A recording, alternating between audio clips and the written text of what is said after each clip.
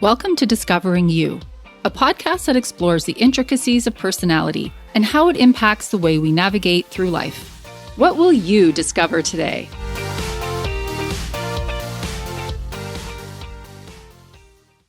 Hi, listeners. Hi, Heather. Hi there. This is our first episode of 2024, so Happy New Year. If you're a new listener, Heather and I are going to check in and share how we're feeling by doing our mood meter. And how we do that is an app called How We Feel. Certainly, if you're listened before, you'll know what we're talking about. You just click on the app, you kind of hover around a certain area, and it will help you figure out what it is that is going on with you today and allows you to move into your day more mindfully. For me, I got energized. And the way that they have defined energized is feeling like you are wide awake and ready to get up and go.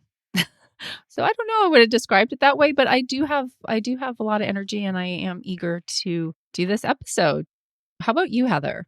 I think we're opposites today a little bit. I have mellow, which is relaxed and laid back, easygoing.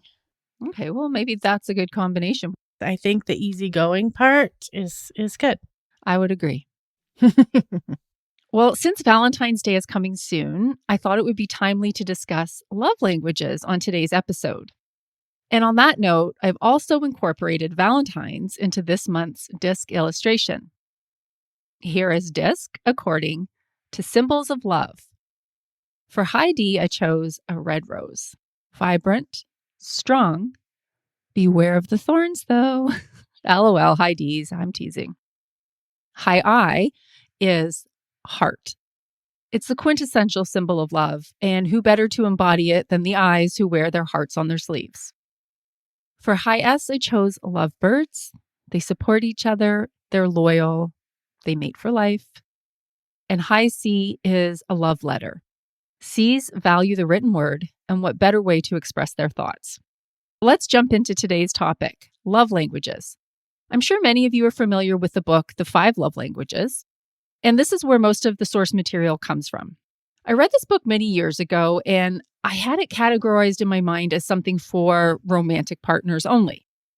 So I was surprised when one of my clients, who works for a really large organization, mentioned that they went through an exercise where they used the love languages as a team building exercise. That caught me off guard initially. But when I started to think about it, I realized that, yes, it can be applicable to the workplace. And here we are. The concept that different personalities speak different languages is a common thread running throughout my work. You've heard me say that, for instance, high dominance and high steadiness are polar opposites. And in order for them to truly connect, high D needs to learn to speak high S and vice versa. The same thing goes for the love languages. You most likely speak a different one than your partner or your colleagues. What are the 5 love languages? They are acts of service, receiving gifts, quality time, words of affirmation, physical touch. If you're wondering what yours is, I'm going to read out a few questions to give you a sense, but you can access the full quiz at 5lovelanguages.com, and we'll link it in the show notes too. Okay, ready? For each question, there are 2 choices. Choose the one that resonates with you the most. Question 1. Supportive comments from my partner make me feel good. I love to hold my partner's hand. That was 2 of them. Remember, both of these can be true, but pick the one that you feel the strongest about. Question 2. Receiving special gifts from my spouse makes me happy. I enjoy long trips with my spouse. Question 3. Little things that my partner does for me means more than the things she says to me. I love to hug my partner. Question 4. Spending time with my significant other makes me happy. Even the smallest gift for my significant other is important to me. And question 5. I love hugging and kissing my partner after we've been apart for a while. I love hearing my partner tell me he believes in me. Okay, so going back to look at it. For question 1, if you picked supportive comments make me feel good, you selected the words of affirmation love language. For question number 2, if you chose receiving gifts makes you happy, I think you can guess which love language that's referring to. Number 3, Little things that my partner does for me means more than what they say to me. This one is acts of service. For number 4, spending time with my significant other makes me happy. If this was your pick, then you chose quality time as your love language. And finally, the last question, if you selected hugging and kissing my partner, no surprise, this is the physical touch love language. Again, that was just a really brief glimpse. If you want to try the full quiz, you can check out 5lovelanguages.com. And like our leading disc factors, it is possible to have more than one love language. So you may find that you're tied between 2 or that a second one comes in quite closely behind. For me, I have a clear winner out by a mile, and it is words of affirmation. This does not come as a surprise to me. It means a lot when I get positive feedback, and I love receiving a thoughtful handwritten note. I would choose this over a gift any day. Heather, what is yours? Mine is also words of affirmation. And I do have a secondary one, but it is not close. Words of affirmation is by far my main love language. Very similar to me too. And as we go through them, we will get a sense of where our other languages rank. We're going to explore each language and see how it's relevant not only in our personal lives, but in our professional ones too. Disclaimer, having said that, I will not be including the 5th love language, which is physical touch, because obviously I don't think that would be appropriate in the workplace. So we're going to start with acts of service. If this is your primary love language, you feel loved when your partner takes actions to help you out. This could be making dinner, getting groceries, putting gas in your car. This is actually my lowest scoring language. And it's weird because I definitely appreciate tasks being done for me so I don't have to do them or like to free up some of my time. But is it just me? It doesn't seem like a love language or at all romantic. I'm sure others feel differently, though. I think because Heather, I think you said this might have been your second. Yes. Okay. How can you tie this into your work relationships? If you know that a coworker feels this way, you could offer your assistance or show your support by running an errand that they've been putting off or helping them figure out a tech problem, picking up lunch for them if they're swamped. If you find that it's a struggle to identify other people's needs, and this does not come naturally to all of us, and if you don't know what to do then, you can try to make a list of things that you've noticed or you've heard your teammate comment on in the past. Could be something they're complaining about or an expression of frustration about not having time to do X, Y, and Z. If you see, for instance, they're struggling with tech and you're good at it, this would be a great way to offer your help to them. It's not a big undertaking on your part, but it would be a massive time saver and stress relief for them. Honing in on what matters to our colleagues and then tailoring our approach to that deepens our connections and paves the way for a cohesive relationship. The next love language is receiving gifts. And for this one, I always wonder if people score higher on this one when they're younger. And then as we age and get more practical, does it wane? What do you think, Heather? Where is this one ranking for you? It actually ranks last for me as a love language, which I questioned at one point because I was like, I like to give gifts. Yes, it is very interesting. I think the act of giving a gift and receiving a gift is very different. And it also depends on what the gift is, right? For me, this one's mid-range. And I get really nervous opening gifts in front of people. I don't know if this is the same for you or not, Heather. But I feel pressure to react, in a certain way, in a positive way. And then I worry in case, what if I don't like the present? And I don't want to hurt the other person's feelings. And I almost didn't have a bridal shower for this reason. Oh, Here's what I want to say. I enjoy getting gift when it's clear that the other person knows something very specific, right, about me. And so if someone's buying someone a gift, if they find something that's so perfectly you, it reflects the level of attention they've paid and the care that they put into finding something that suits you so well, something that represents the essence of you. Having said that, that's pretty hard to do, right? This isn't going to be achievable on a regular basis. How does this play into a work scenario? This love language can be shown by simple things like picking up coffee in the morning and bringing it to your Java-loving colleague, getting a gift card for your employee's favorite store if you want to say thanks or job well done, making a donation to a charity that's close to their heart. If you're not a natural shopper or idea person, you may feel daunted by this one. The suggestion would be to keep a gift idea notebook. And every time you hear your partner or your colleague comment favorably on something, write it down. You'll eventually accumulate a list and then see if you can connect these ideas to tangible items. Moving on to the next language, quality time. This one is my second highest. How about you, Heather? Where does it fall for you? It's middle. Okay, this one's a mid-pack for you. The key ingredient in this language is focused attention. It's not about spending an abundance of time together, but that you are experiencing connection with each other. This can be a challenging one because, surprise, surprise, we all have different concepts of what quality time means to us. One person may feel content watching TV next to their loved one and not saying a word. But that won't be successful if the other person is looking for conversation and engagement. Here is one of those scenarios where quality counts over quantity. It needs to be something that is meaningful to the other person. For me, I would much rather spend 1 hour of focused time than 3 hours just casually chit-chatting or watching TV and not engaging. How does this apply at work? Unfortunately, focused attention is in short supply, but the demand is great. Our current culture is filled with distractions and the expectation that calls, emails need to be responded to immediately. It's easy to get derailed by trying to multitask and responding to emails during meetings. Heather, you're nodding along very vigorously with that one. That's resonating. By doing this, we're depriving ourselves of being present and we're depriving others of our full attention. Think of how much more meaningful it would be to a teammate to see you put down your phone and zone in on them.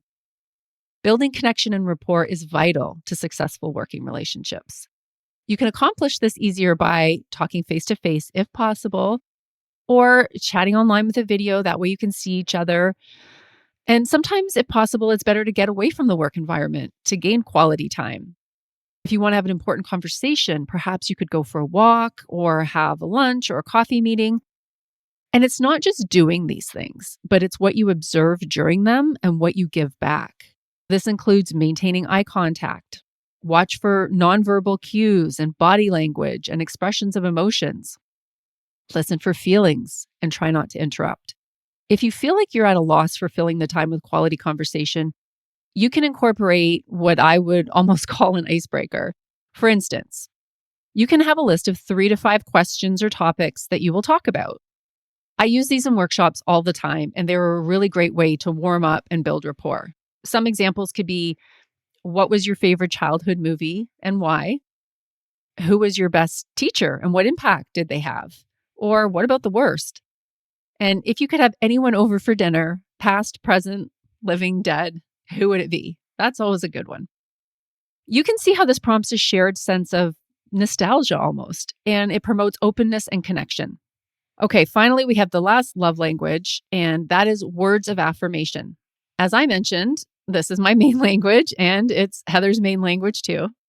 There's a quote in the book for this one, which comes from Mark Twain. And the quote is, "I can live for 2 months on a good compliment." Funny, true, but in reality, 2 months is too long to go without doing it if this is your partner or your teammate's love language. Would you agree, Heather? I would agree. However, I do think there's a balance. Okay. I think I know where you're going, and tell me if I'm going to get into this. And if not, you can add it. So I want to clarify. It's not about throwing around random compliments or platitudes. It needs to be specific and authentic, at least for me. And this ties into the high C part of my profile and probably to yours too, Heather. Cs appreciate knowing that their work is of value and they enjoy sincere praise. But if they sense it's just a generalized, great job, or they get a whiff of it being disingenuous, it won't work. Would you agree? Is that what you were getting at? It is, to a point. I always say this to clients, and I probably shouldn't. You don't even have to pay me if you say thank you and mean it. If you think I did a good job and say thank you, that goes a really long way. Please tell me you're going to stop saying that to your clients. If I think I'm providing value that people can recognize, that goes so much further than the invoice at the end of the month. 100%. I obviously need to get paid to survive. But I also think what I was referring to earlier is Frank will send me a text. He goes to work at a ridiculous hour, and I'll wake up to a text that says like, "Good morning, love of my life." But if he sends it every day, I'm like, okay, enough. But if he sends it once every couple of weeks, so there's like a balance. I think, again, that ties into what I was just saying about routine or platitudes. Yeah, exactly. Heather, let me ask you this. If he were to phrase it differently, if he came up with something different to say, would you still appreciate hearing it phrased in a different way? I would, but I think if it was every day, then all of a sudden it becomes less thoughtful and more autumn. It's like just another thing we do every day. Got it. Totally makes sense. Well, I think this is probably why I love personal notes so much, because I think it's like if someone has made the effort to take pen and paper to express their feelings, I think it's likely going to be more thoughtful and genuine, right? Than just saying something every day or to end a conversation or what have you. How would I tie this into this love language at work? Acknowledging your colleague's contribution to a project, even if it's a minor part, provides them with validation that what they're doing matters and that they are a part of a greater collective goal. The affirmation will be appreciated if it's said in person, but having it in writing, even on email, gives it permanence, and they can go back and see it from time to time. You could even copy their boss on it or share the accolades to their boss or colleague directly, so they don't even have to be there. And when it gets back to them, this will feel even more special. It's a little bit more subtle, but I think it goes a long way. I do want to clarify that this language is not just about being complimented and praised. The words of affirmation are also about being supported and encouraged. The word encourage means to inspire courage. We all have things that we feel insecure about, and having someone in our corner to support and cheer us on can really make all the difference. Okay, before we go, I had to compare the love languages to the disc factors. I mean, obviously, who would I be if I didn't? Would I even be me? Heather, I want to give you a chance to take a guess at what you think. Which love language would line up with which disc factor, even if you want to just try one? So I've thought about this when we were preparing because I knew you would probably go here. I'm so predictable. Well, it's what the podcast's about, which I don't have any I, but I think the physical touch and the high I go together. Oh my gosh, bingo. Yes. I always think of you like high S, nurses, teachers, and then that's acts of service. And then the other one that I think potentially goes together are the words of affirmation and the high C. Okay. Heather, you're going to start running my workshops for me now, right? Perfect. Okay. So the one that you didn't mention, and I have to say, this is a challenging one too. So for high D, I think I lined it up with receiving gifts. But in this case, I said it almost could be giving them though. And you know what I did? I started to think about some high Ds in my life and realized they like to buy the gifts and give the gifts. And I know that's you. So maybe that is your high D coming through, because a gift is tangible, right? Ds are very much, can I see this? Is there an end result? Is there a goal? It's very much about tangible things. And so I think that's how I've aligned it with D, right? And even, if you get them a good gift and it speaks to them, great, bonus. Oh, I wanted that. Perfect. And also, depending on if you're a good shopper or not, it could be quick and easy. We know Ds can be a little impatient and they kind of want to see something for what they're getting. Like, I'm putting something into this. What am I getting? Well, there you go. Physical gift. Yes. For high I think physical touch. So you're right on that. It's interesting. My friends are always like, don't worry, I'm not going to hug you.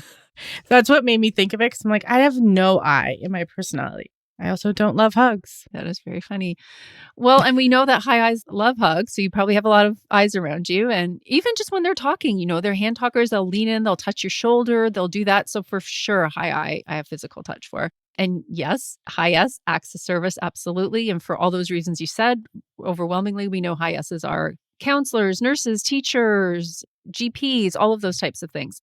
And then for high C, of course, words of affirmation. C's what we talked about. They love the written word if it's in writing, but also just to know that what they're doing is important and counts. Thanks for joining us today. Catch you next time. Communicate, connect, close workshop. Did you know that effective communication is one of the biggest predictors of sales success? This fun, interactive, and informative session shows you how to customize your interactions with prospects and clients. Using role-play scenarios, you'll learn techniques to make deeper connections and ultimately close transactions.